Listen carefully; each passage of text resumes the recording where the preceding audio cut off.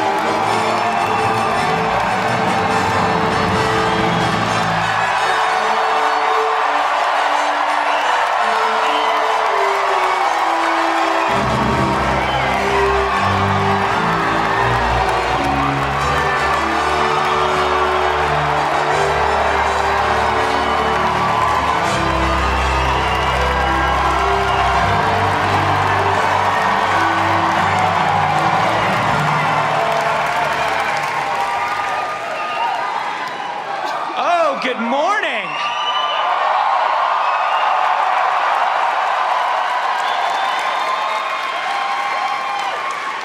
Lukewarm crowd today, lukewarm crowd.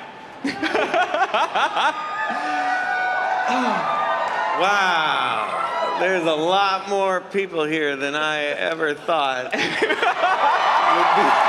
on the other side of that door.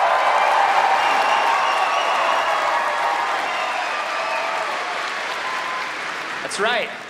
That's right. That's Trapper Wolf on stage right now. What kind of a partner is Trapper Wolf sending Carson off by himself all the time? Come on. Smart. I stayed at home. I had a lot of things to do. Deb and Rick and I were talking about stuff. Paul can go off and do that. You know, that's his job. Well, we saw you in the lounge there, in the employee lounge. I gotta know, it looked like it was one of your hats, but is that now Disney archival property, that hat? No, it's not one of my hats. Actually, Shauna, our costumer, they made that hat for me special. So it's a unique hat that I actually don't have. You are right, they have it somewhere in the costume shop. Does that bug you? I got the jacket, so I can't really complain. We all got to keep our pilot jackets. Oh, wow. That season. That was kind of the deal to get us back. Because we were all like, John, we're really bringing the quality of the show down when we're there in the background. But he really enjoys it, so we got to keep the leather jackets. I stopped just short of putting my dog in it. I wanted to bring Wolfie along and put him in the shot, but I thought it'd be terrible continuity between takes, so we left him out, but yeah. One day we'll get that dog in there. I got other wolves. Do you have any Paz stuff at home? No, I have, maybe a mug that says number 2 dad? No, the one. The one I like is the chainmail Beskar shirt. Yes. I have that, and I have a. That where that went. You have that. Yeah. And I have a dark saber too. I have one of them.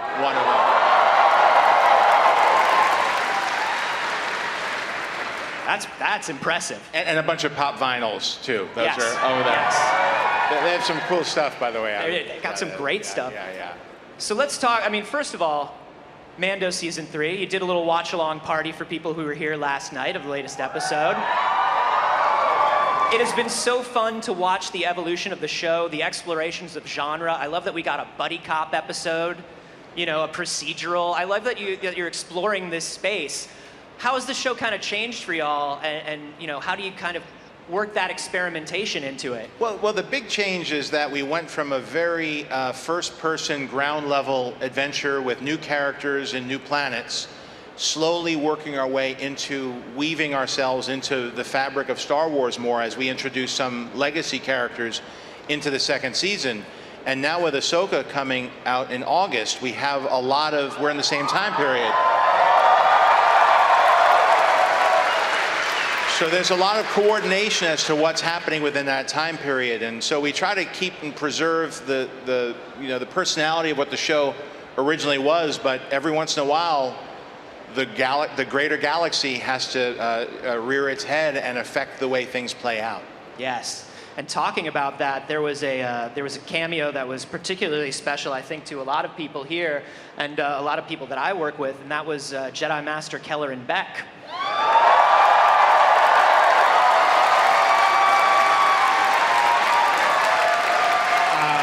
Who is, of course, played by the amazing Ahmed Best.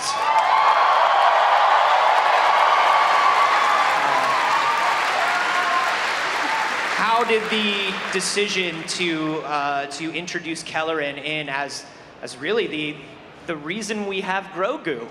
There are two sides to it, really. One is, what Jedi would be appropriate as we go through, as Dave and I always discuss as with Luke Skywalker's appearance, who is in play in the galaxy at that moment and what would make the most sense for the story. And we love to pull in elements that's even outside of canon if it's part of what's part of the Star Wars fabric. And the Jedi Temple Challenge, it made perfect sense for that character who looks after the younglings to be one of the possibilities. But then the other aspect is, who are you going to cast? And I remember on this stage in 2019 in Chicago, when Ahmed Best came out and got the kind of response that all of you gave him, that's when we also realized that not just the character, but the actor, it would make perfect sense for that actor to be the person who got to do that He's wonderful. He's just so wonderful, and he's such a part of the legacy of Star Wars, and it was just wonderful to see him there. It was a great moment. It was a great moment. We're a show that's made by fans, and everybody who works on the show has to feel the same way about Star Wars as we do. And so whether it's a cameo, whether it's an appearance of a hero that pops in for one episode, or people working on behind the camera, there's a tremendous amount of excitement and enthusiasm, and certainly Ahmed has been with Star Wars and been a fan for longer than most. Yeah. And talking about sort of weaving these characters in, I mean, we got to talk about Ahsoka. We got to talk about Ahsoka. Because I'll tell you what, if you want to talk about two moments that I've been on this stage that have gotten the largest reaction, one of them, like you said, was Ahmed in 2019, but one of them was yesterday morning right here when these people saw Ahsoka, Sabine, and Hera in live action in the same place. And Dave, these are characters that you and the team at Lucasfilm have been working on, have been working with for 2 decades now.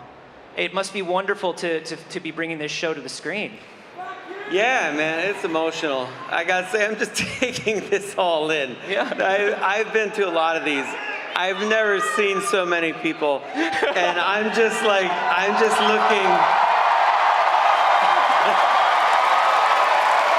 Literally, I'm just looking. I get emotional. I'm looking at all your faces and all the things you do to make this all possible. And I'm trying to commit it to memory and just know that I see you guys and the variety of people that we have as Star Wars fans is a part of what makes it so beautiful. That you come in costumes or just a T-shirt. I love how much you put into it. It means so much to me.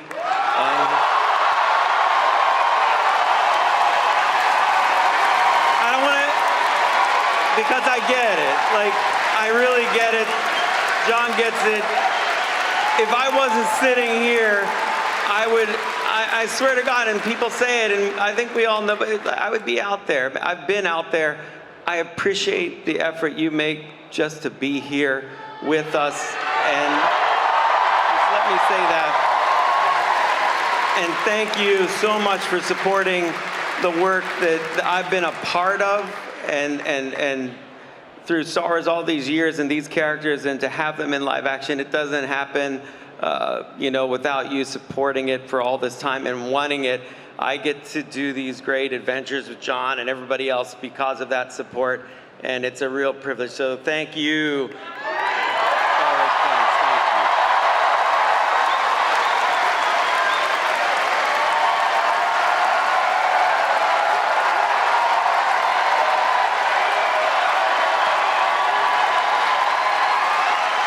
I mean, I think that's something. I think that's something that we all feel. I think that's something that we all feel coming off of everything that you've all been working on for so long. Is we know how in touch you are, and we know how much it means to you to put forth that effort. And I mean, if anything, I feel like Ahsoka, like you're saying, is such a show that represents that reciprocal relationship. Because the love for Ahsoka from the fans. It's a special time because after Revenge of the Sith, I don't think any of us knew what was going to go on. The first time I saw Revenge of the Sith was in the SAG Theater at Skywalker Ranch because George Lucas asked me to watch it because we were going to prepare to make the Clone Wars. But for a lot of people, Star Wars is over.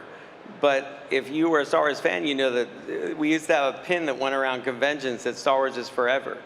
And, I think that as a group of fans and people, that's really proven true because people wanted it. No one, I think, understood that better than George, which is why he made Clone Wars, which was episodic. He saw the future of things in streaming and how we would be able to watch things in all these different manners. And it's just grown and grown and grown. And, John was a part of Clone Wars. And so when John came with this story to make Mandalorians, I'm like, that makes sense to me. He is a Mandalorian because my show. And so I was like, it was perfect. And, and then you look at, you guys, if you met Leslie Headland, and she's a massive fan and I've talked to, and I enjoyed talking with her, and her teaser was phenomenal. I mean, how can you not be excited about Acolyte? It's so amazing. And Tony Gilroy did a version of The Empire that's it's like the most THX awesome evil thing I've ever seen. And so I love all that, and that's inspiring. We inspire each other. It's a big collective effort at Lucasfilm, and I think it's all building in a great direction. So it's not just one thing we're doing. I'm glad people like Ahsoka, but there's so much out there. Like our friend Deb Chow went and made Obi-Wan. How awesome was that?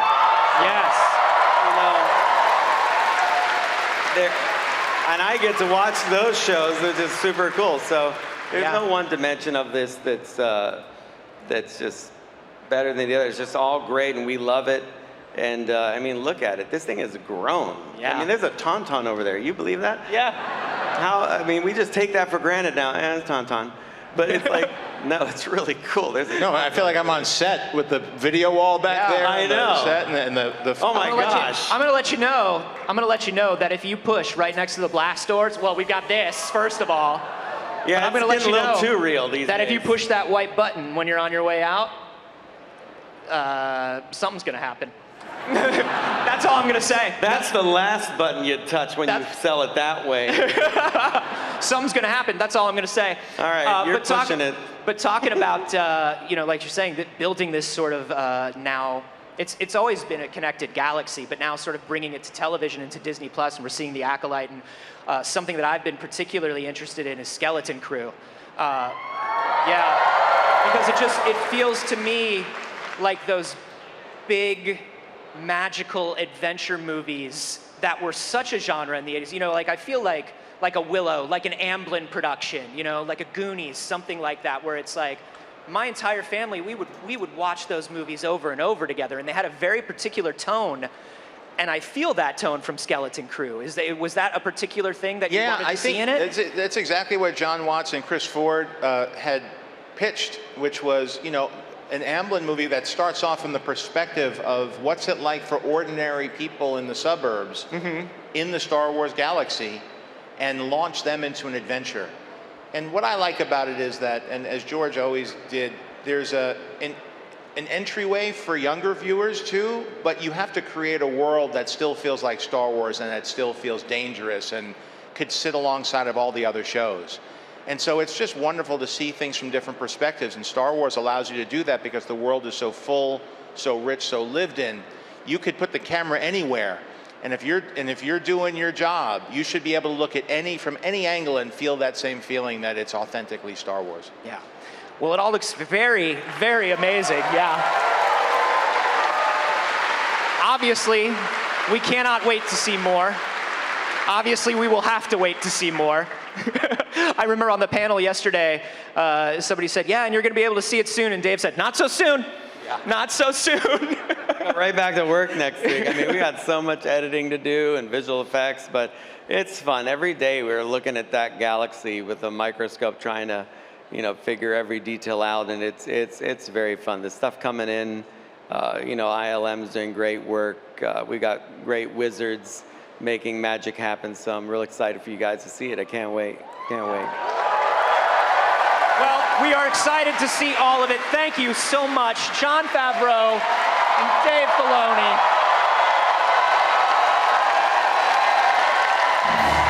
We've got more from Star Wars Celebration Live in just a moment. Please stay right here.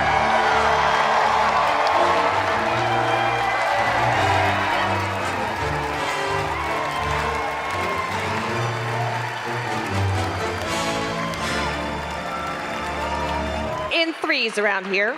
And since our next interview is with 3 people, it's bound to be incredible. One is a fierce Togruta.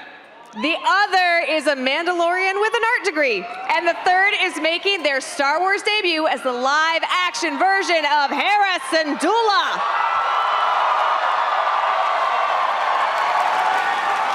From the new Disney Plus series Ahsoka, please welcome Rosario Dawson, Natasha Lubordizzo, and Mary Elizabeth Winstead.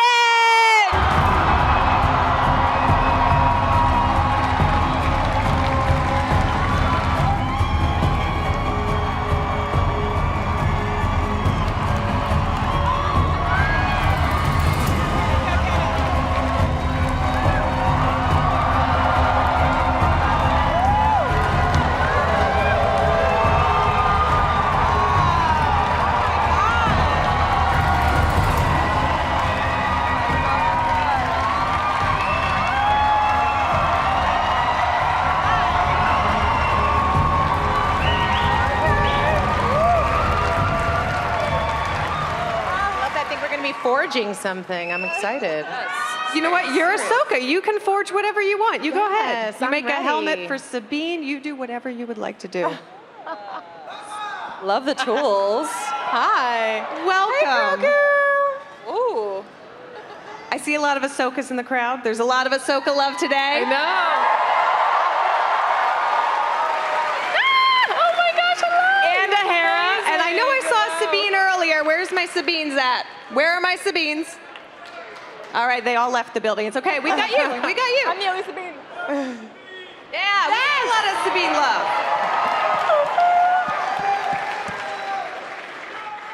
Rosario, Yes, you yeah. are Ahsoka. You are.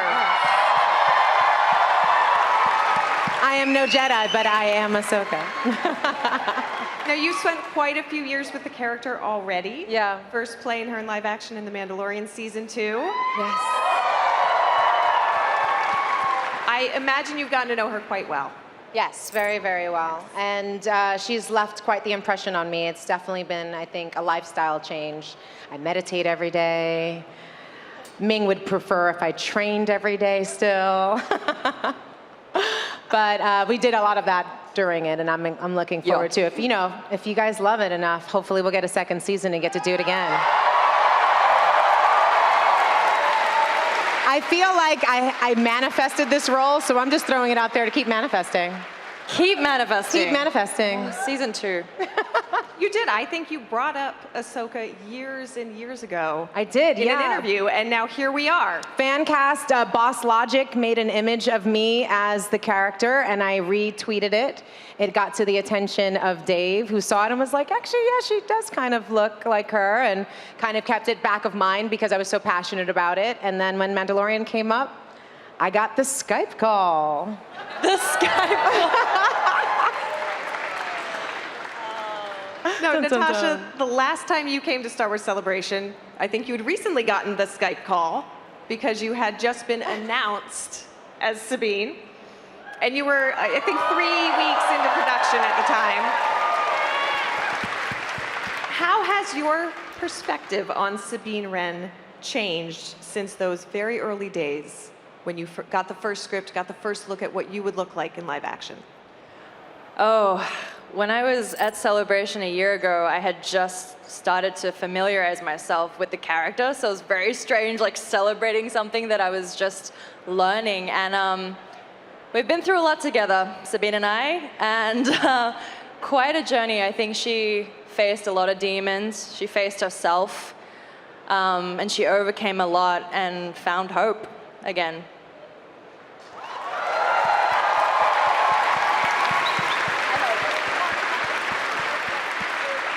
Very exciting. And Mary, yesterday we got to see a first look at you as Hera Syndulla. You did.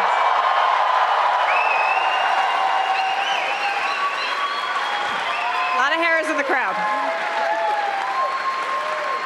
What can you tell us about where we're going to find Hera in her story in Ahsoka, the series? Right. Well, as we know, as what we've seen in Rebels, Hera is an incredible pilot, very maternal figure to her crew.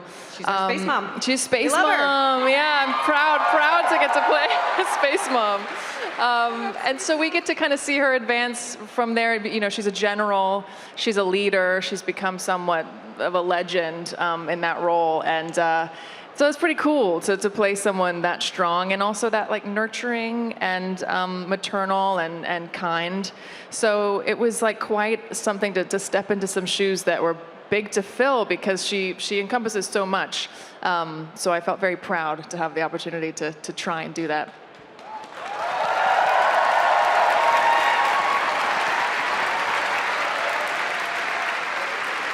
Rosario, I'm loving just watching you supporting these two women up here, just so excited to be here all together, so excited for the series. Now, I know you've been with Star Wars for a bit, but Mary and Natasha, I would like to ask you, as you are new to Star Wars, what has been the most surprising aspect of working in this galaxy far, far away? It's not a job. It's a lifestyle, it's a family, it's just so much more than anything has ever given me, so I'm just really grateful.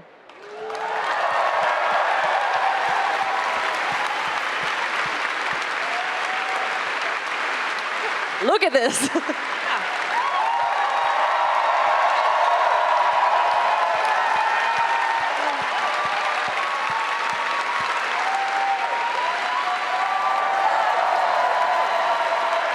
I think everyone's welcoming you to the Star Wars family. Yeah. Very excited I feel to that. have you all in the Star Wars family. We're so excited. I mean, I would echo that. It's just being on set in this show and with this cast and the crew, everyone loves it so much that you would think something that at this level might be a bit stressful or people might be stressed out at the pressure of it. And it's the opposite. Everyone's overjoyed at every minute and giddy and happy and relaxed. And I just was like amazed that I got to be a part of that atmosphere. That sounds like the perfect job. Giddy, relaxed, everyone's happy to be there. Rosario, you mentioned the lightsaber training earlier. Did someone mention lightsabers? Oh, I guess I can say that was pretty cool. Yeah, I can say that now. I'm so excited when we just saw this trailer that we have to be able to talk about that a little bit. Or can we? No. Never mind. You can talk about whatever you want. Can we? No, I'm just kidding. Well, Just kidding. Is Dave little bit. listening? Can I think he hear us iPhones now? might have seen it. Yeah, maybe. I feel like Dave Filoni is everywhere. Exactly. But, you know, it's just to have trained so hard, to have worked so hard with these wonderful people. And can I just say, like, I think the relationship between these characters is one of the things that was so exciting. It was very different, obviously, on Mandalorian and Boba Fett. You got to see a lot of Ahsoka's, I think, loneliness. You know, she's really kind of out there fighting the good fight, oftentimes kind of on her own, or is she? You know, I think there's some really great suggestions in this to kind of see actually the comrades in arms that she's actually been, working with all this time, and to have these relationships that go back so far. and to have the level of trust that she has with these, different characters is just something really special. We love Ahsoka for how steadfast she is, what a true believer she is, for how capable and just incredible she is. But so are these incredible women that she also gets to work with as well. And I think that protective energy that you talk about, it's not separate, right? With Hera being a leader and a mother figure, that's just protection all in one, And then, look at that face. Look at that face. Does she not give Sabine? It was really oftentimes pinching myself because I'm doing the research, looking, watching Rebels and Clone Wars over and over again, and then you walk on set and it's uncanny. The way they stepped into these characters and the essence of these characters that they bring to life is just next level. I got it with Dave looking at me when I was staring at them, honestly. I got it.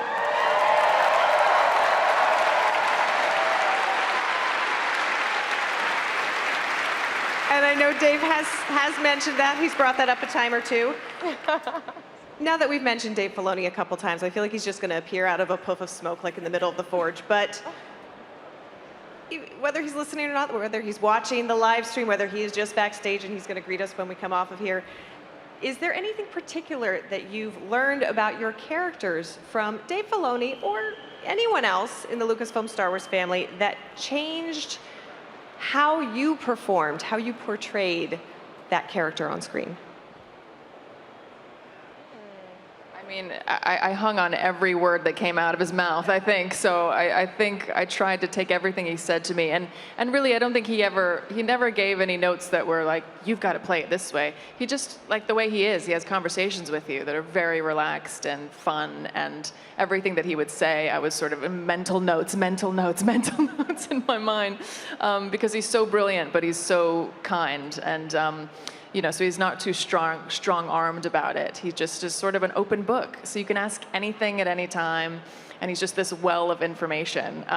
So we talked a lot about sort of like old war films and General Patton and, these sort of generals, these iconic generals of and Harrison Dula, she's one and of Harrison Dula. So that was something that was great to talk with him about his cinematic perspective on that and to try to get to see that through his eyes. Dave quite literally lives and breathes Star Wars, and sometimes when he looks at me, Absolutely. I don't know if he's seeing Natasha or Sabine. Maybe it doesn't matter, but it's just I'll bump into him in the hallway, and I'll be talking about something random like my dog back in Sydney, Australia, which is where I'm from, and oh thanks, and he will somehow relate it back to Star Wars, and I'm like, okay. He just is that person all the time. And on set, just to have him there as this guardian of everything that we're trying to do, and whatever question you have, he has an essay to respond with. So Yeah, he's got a whiteboard, he flips it, he's just like, here it is. God bless Dave. Star Wars Encyclopedia. I think him having that sort of encyclopedic knowledge of it just gives you such a foundation and such a sense of security that you're in good hands, and anything that you're going to try is going to be something he's going to be able to really appreciate and give notes on. But I think for me, probably just the trust that he gave me helped me with my confidence a lot, because he's so collaborative, and I think we just really connected on how much we just really adore and love this character so much. And so there was just this level of trust that was there. And I think he just gave me a lot of confidence in being able to just sort of step into this role. Yeah, he's fun to have on set. It was really hard actually when he wasn't on set. There weren't very many moments of that, but you definitely felt it. And yeah, that was talking. We would talk a lot. John, I joked about that earlier, but really, John would be like, "Can we get back to shooting? Because it's story time. Yay! Can we get back to shooting?" No, it's story time. That's fantastic. I know you can't say much about Ahsoka, so before we go, could you leave us with one word to describe the Ahsoka series?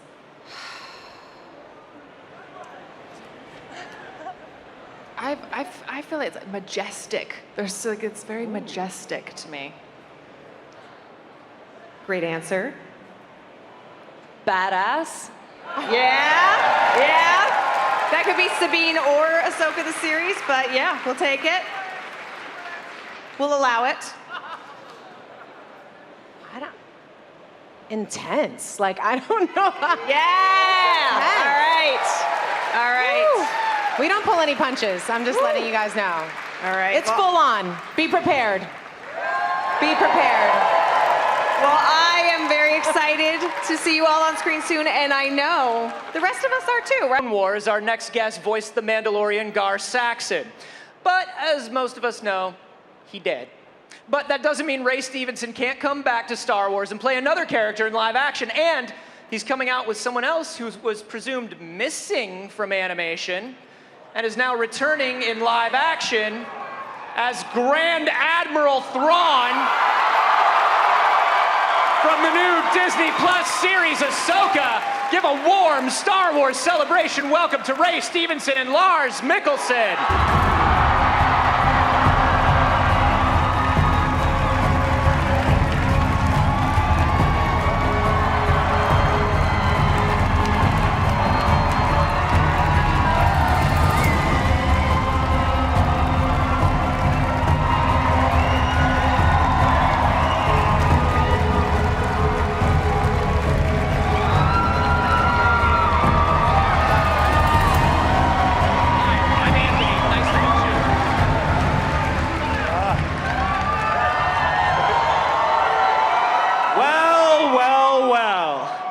The heir to the Empire, is it? I can't deny that. Yeah. This must be so fun for the two of you to have started an animation and be with Star Wars and part of the family for so long and see these characters make this transition. How's it been for you this week? I have to admit that I got the call to do the voice for Gar Saxon, and it was such a blast. I had no idea what I was going to expect. I thought, oh yeah, English guy, he's a bad guy, yeah? All right. Fair enough. And Danes are too, yeah. So bring out the Vikings, right? Here we go. And when I got the call for this, they were so secretive. I thought, Gar, really? When is this set? Is it going to be? I thought it was going to be that. Yeah. Then I got to meet Dave, and he said, oh no, we have a surprise. And I was introduced to this character, Balin Skull. I thought, whoa, hang on. So from then on, it's been a roller coaster. There are so many shots in that Ahsoka teaser of your character doing some wild Jedi stuff, man. Oh, yes. Oh, yes. I can't... Yes, Ahsoka and I go at it quite strong a couple of good times in the series. And she's a powerhouse to work with, of course. But getting to wield the lightsaber is just the best feeling in the world. And the first time that they handed it to me for the camera test, you couldn't help yourself. You make the noise. You make the noise. Everybody says it. I'm sorry. No, everybody does. You spend over 40 years of your life making the noise. You can't just stop making the noise all at once. I know. But you have to stop it during filming. Sure. Sure. But can't they just digitally pull that out? What is ILM doing if they're not doing that for you? Now let's talk, Lars, about the transition into Thrawn in live action.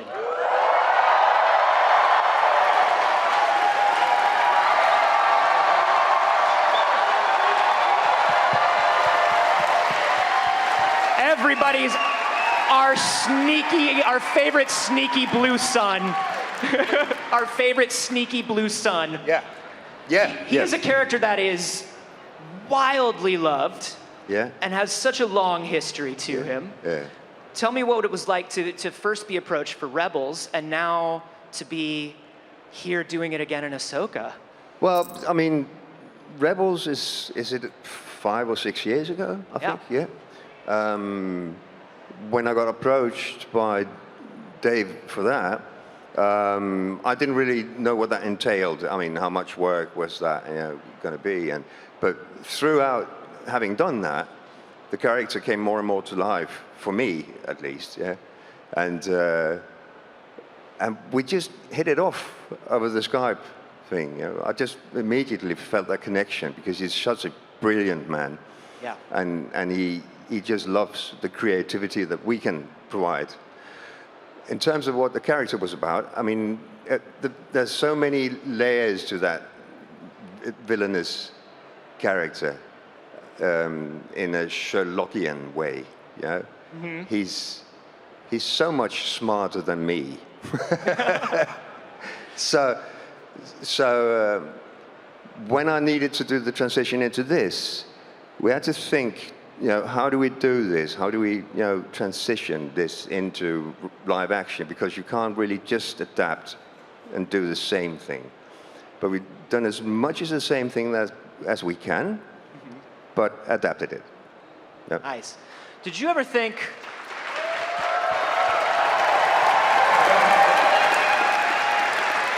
Did you ever think when you got into acting and performing that a single shot of the back of your head would cause such a huge reaction in people? No. No, I had no idea. I live in Denmark. It's a very small country. I think we could all be in here, actually. So in many ways, this is it's mind-blowing for me, and the love that I've been met with today is just.